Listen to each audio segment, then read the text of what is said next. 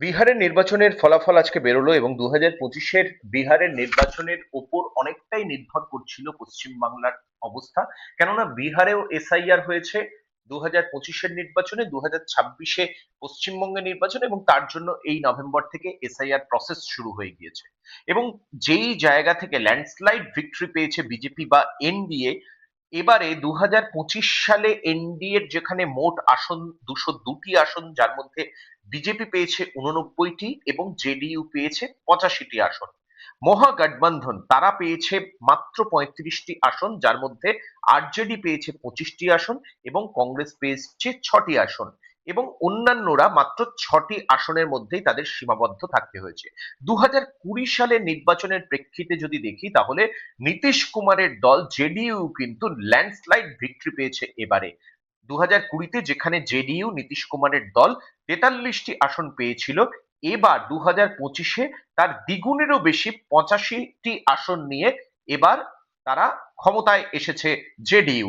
এবং অন্যদিকে বিজেপি, যেখানে বিজেপি 74টি আসন পেয়েছিল 2020-তে, এবার সেখানে 15টি আসন বাড়িয়ে তারা পেয়েছে 89টি আসন। এই জায়গা থেকেই নীতিশ কুমার 2020 থেকে 25 আরজেডির সঙ্গে নীতিশ কুমার তিনি তার হাত ছেড়েছিলেন 2024 সালের জানুয়ারি মাসে, এবং তারপরে এনডিএ বা বিজেপির সঙ্গে নীতিশ কুমারের পথ চলা 2005 সাল থেকে টানা রয়েছেন নীতিশ কুমার মুখ্যমন্ত্রী হিসেবে, তিনি কাজ করছেন। 2025 সালের এই নির্বাচনে কিন্তু নীতিশ কুমার তিনি তার নিজের জায়গা বা নিজের দল জেডিইউ কে অনেকটাই গুরুত্বপূর্ণ অবস্থানে, সম্মানজনক জায়গায় নিয়ে এলেন বিজেপির সঙ্গে পায়ে পা রেখে বলা যেতে পারে।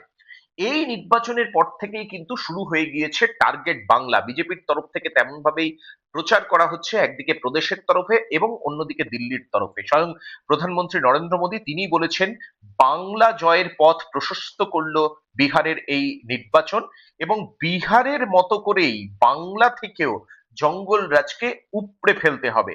এবং যেই বিহারে গঙ্গা প্রবাহিত হচ্ছে, সেই গঙ্গা এই পশ্চিমবঙ্গও রয়েছে। বিহার জয়ের পরে গঙ্গার পথ ধরে পশ্চিমবঙ্গ।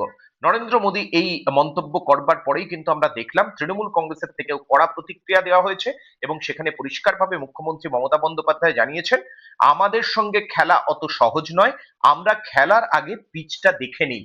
এবং যে জঙ্গলরাজের কথা বলা হচ্ছে, সেই জঙ্গলরাজ পশ্চিমবঙ্গে নেই, বামফ্রন্টের আমলে সেই জঙ্গলরাজ ছিল। এখন উন্নয়নের পশ্চিমবঙ্গ, এবং সেদিকে তাকে মানুষ ভোট দেবেন। একদিকে বিজেপির তরফে পশ্চিমবঙ্গকে টার্গেট, এবং পশ্চিমবঙ্গে তৃণমূল কংগ্রেস রাজ্য সরকারি দলের তরফ থেকে বিজেপিকে একদম সম্পূর্ণভাবে বিহার নির্বাচনের যে প্রসঙ্গ এবং তার যে জায়গা রয়েছে রাজনৈতিকভাবে, তার সঙ্গে সম্পূর্ণভাবে বিপরীত মেরুকেই রাখা হচ্ছে তৃণমূল কংগ্রেসের তরফে বাংলাকে।